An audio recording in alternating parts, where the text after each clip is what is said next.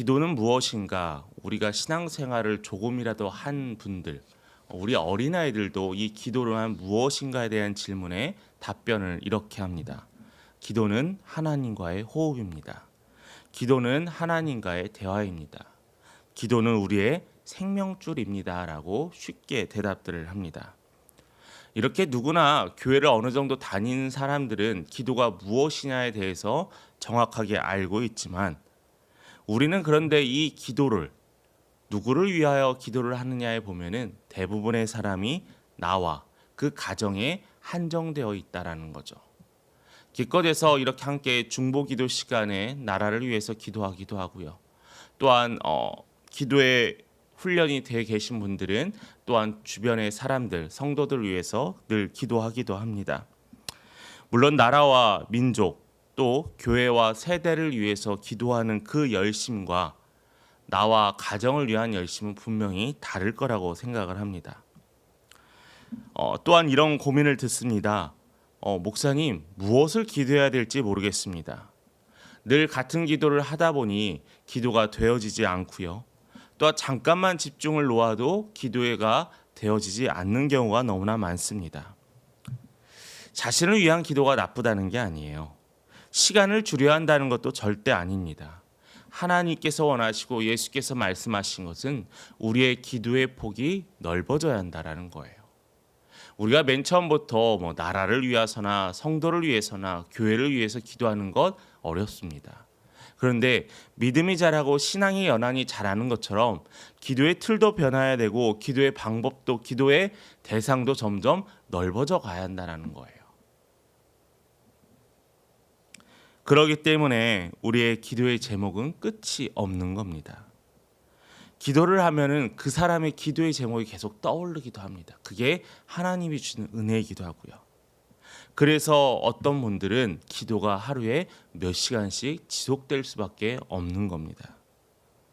이런 기도를 예수님은 늘 하셨다라고 우리가 확인할 수 있어요.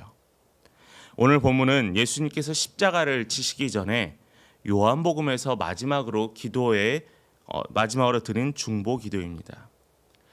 예수님께서 직접 기도도 하시고 우리에게 기도를 가르쳐 주신 부분도 있습니다.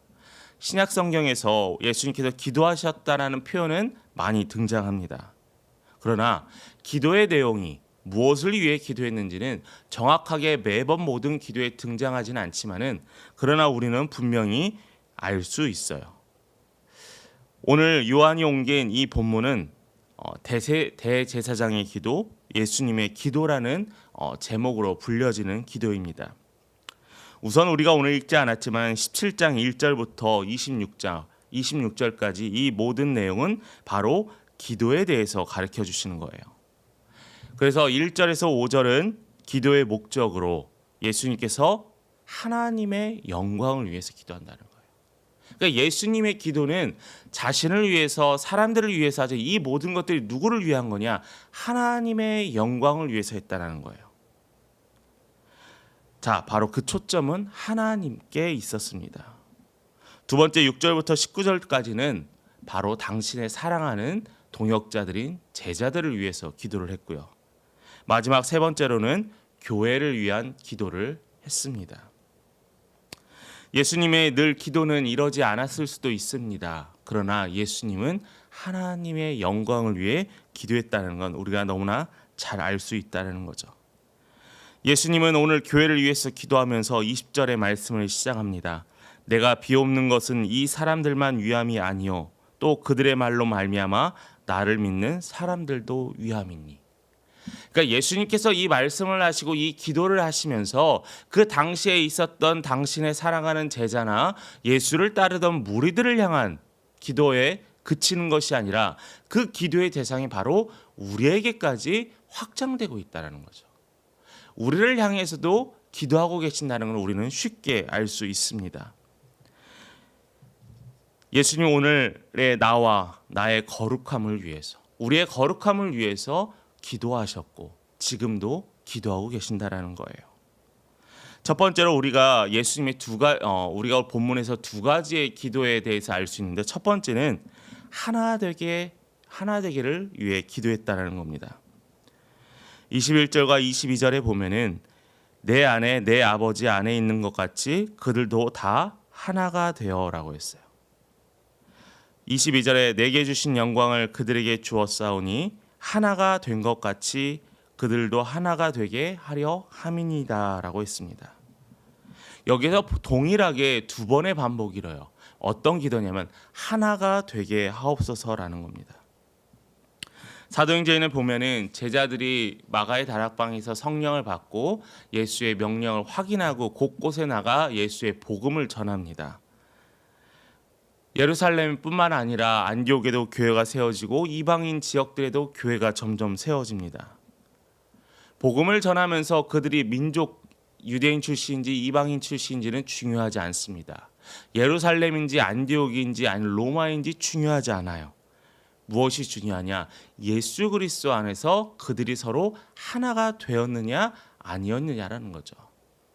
비록 거리가 떨어지고 비록 언어가 다를지라도 그들은 서로 합심하여 하나님의 영광을 위해 기도했다라는 거예요. 여러분, 중보기도가 왜 중요하고 또한 기도의 영이 누가 연결해 주시죠? 바로 성령님께서라는 거예요. 성령님께서 저 멀리 있는 지역에 우리 교회를 위해서 하는 기도의 제목과 우리가 또한 우리의 중보자들을 위해서 하는 기도의 제목이 서로 만나야 하나님이 사용하신다라는 거예요. 이게 다 뭐냐? 바로 하나 되게 하신 하나님의 목적이라는 거죠. 또 하나 23절에도 나와 있습니다. 내가 그들 안에 있고 아버지께서 내 안에 계셔 그들로 온전함을 이루어 하나가 되게 하려 함은, 여기서도 하나가 되게 하려 하신다고 하셨습니다. 역시 하나됨을 위해서 하나님께서는 기도하고 계신다는 거예요. 이것이 무엇을 말하는 걸까요? 교회가 교회로서의 사명을 잘 감당하길 원한다라는 거예요. 네 교회 내 교회가 서로 잘났다 해서 우후죽순으로 서로 질투하고 시기하고 누르고 비난하는 것이 아니라 우리는 그리스도 안에서의 하나라는 겁니다. 우리의 교회 안에 성도들 가운데 누가 잘 됐으면 축복해주고 축하해주는 게 우리의 하나된 믿음의 공동체의 모습이라는 거예요. 그런데 우리는 자꾸 비교해요. 우리는 자꾸 세상 사람들의 잣대를 교회 안의 잣대를 놓으려고 합니다. 한국교회가 빨리 정착할 수 있었던 이유는 다른 여러 가지 영향도 있겠습니다. 성령님께서 기도의 불길이 타오르고 말씀의 회복의 운동이 있습니다. 또 물리적인 것도 있습니다. 교회는 독자 생존했어야 했어요. 그러다 보니까 살아남기 위해서 더 열심히 내 것이라 생각해서 성도들이 섬겼다라는 겁니다. 그러다 보니까 다른 사람과의 경쟁심이 은연중에 우리 안에 있었다라는 거예요. 여러분, 그런데 예수님께서 하셨던 기도, 예수님이 하라 하셨던 명하는 기도는 바로 이 하나됨입니다. 우리가 잘 아는 예배소서 4장의 예배소서의 말씀에 보면은 우리를 그리스도의 몸이라고 이야기합니다. 그리스도의 몸은 하나이면서도 각각의 역할과 또한 기능을 가지고 있어요. 그렇다면은 우리는 이 다양함이 하나가 되어야만이 힘을 낼 수 있다라는 거예요. 여러분, 나무젓가락을 여러분이 부러뜨려 보세요. 하나 정도, 두 개 정도, 세 개 정도는 쉽게 부러뜨릴 수 있습니다. 그런데 여러 개를 모아놓으면은 아무리 강한 장정이어도 부러뜨리기 어렵다라는 거예요. 뿐만 아니라 제가 과거에 고기를 굽기 위해서 교회에서 단체 야유회를 갔는데 고기를 굽기 위해서 숯불에 불을 피웠습니다. 불이요 모아져서 계속 피우면 고기가 타버리게 됩니다. 어느 정도 불이 붙으면은 그 불을 흩어버린다라는 거죠. 여러분, 모으면은 강력한 불의 힘을 낼 수 있다는 거예요. 여러분, 이게 하나됨의 힘이에요. 왜 우리가 이렇게 모이기에 힘씁니까? 왜 우리가 이렇게 먼 거리에 있고 세대도 다르고 굳이 이 오는 시간을 우리가 낭비해야 돼? 그냥 온라인으로 집에서 예배를 드려도 되고 그냥 가까운 곳에서 예배를 드려도 되고 오늘은 잠깐 쉬어도 되고가 아니라 왜 우리가 모여서 예배 드렸냐면은 하나됨을 위해서라는 거예요. 하나됨. 하나되는 노력으로 제자들이 있었습니다. 그 하나된 사명은 바로 땅끝까지 이르러 내 증인이 되라는 거죠.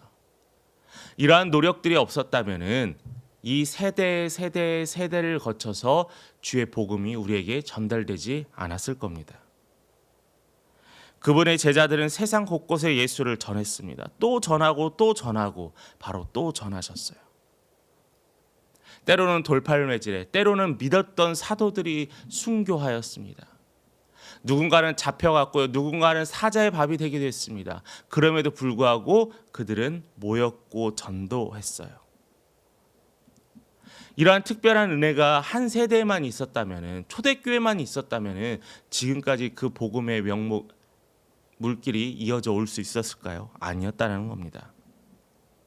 예수님께서 자기의 제자들이 바로 이 전도라는 복음의 전달이라는 거룩한 사명을 이룰 것이라는 확신이 있었어요. 이게 바로 두 번째입니다. 예수님께서 이 놀라운 기도가 유효한 거라면 이 거룩한 명령 또한 우리에게 동일하다는 겁니다. 우리의 이 거룩함이 우리의 주변 사람들에게 흘러가게 되고 이 거룩함이 흘러감으로 말미암아 그들의 마음이 변하고 그들의 상황이 변하여서 교회의 십자가를 바라보고 예수를 소망하게 된다는 겁니다. 이 모든 게 어떻게 연결되어 있냐? 바로 기도와 연결됐다는 거예요. 거룩한 사명인 전도와 또한 우리가 함께 하나 되기 위해서 힘쓰는 이 모든 것들이 우리의 기도의 제목이 되어야 한다는 겁니다. 지금 예수님은 특별한 상황 가운데 있습니다. 십자가에 달려 돌아가실 시간이 얼마 남지 않았어요. 그렇기 때문에 제자들에게 당부했던 것은 그들이 흩어지지 않길 원했고요. 어떠한 유혹과 어떠한 위험이 있어도 굳건히 믿음을 지키길 원했습니다. 또한 예수님께서는 땅끝까지 이르러 복음을 전하는 명령을 제자들에게 선포하셨어요. 여러분, 그렇다면은 우리도 지금 살고 있는 이 시대가 마지막 때라고 생각해야 돼요.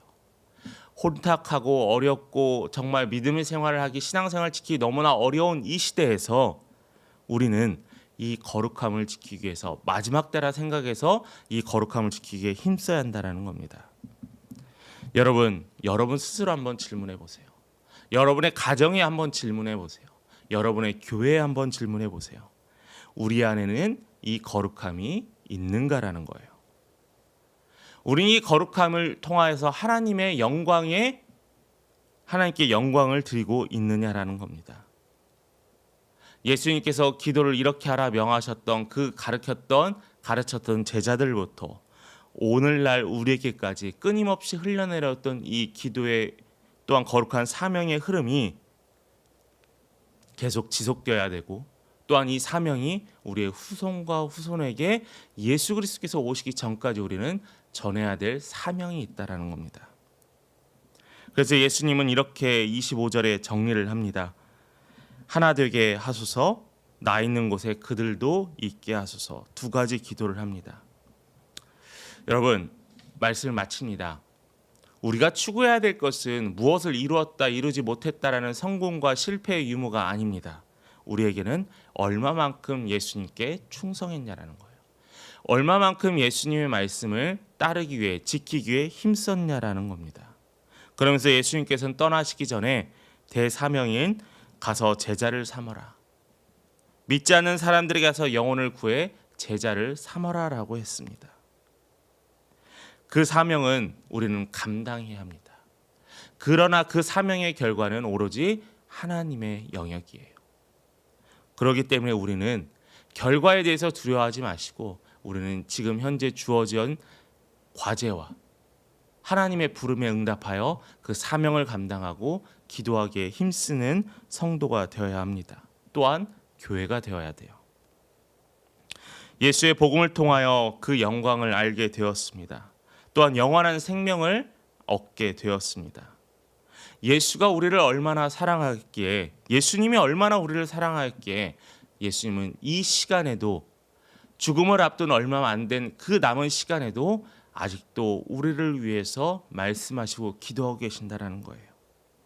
여러분, 이 예수님의 명령, 이 간절한 예수님의 부탁, 어떻게 보면 유언과 같은 이 시간의 이 기도에 관한 이야기들이 바로 우리 교회 존재의 목적입니다. 우리가 속해 있는 교회, 우리가 섬기는 교회가 바로 이러한 교회가 되었으면 좋겠습니다. 또한 교회의 사명을 잘 감당함으로 이 땅의 빛과 소금의 역할을 감당하는 우리 귀한 믿음의 성도님 또한 가정과 교회가 되기를 간절히 축원합니다.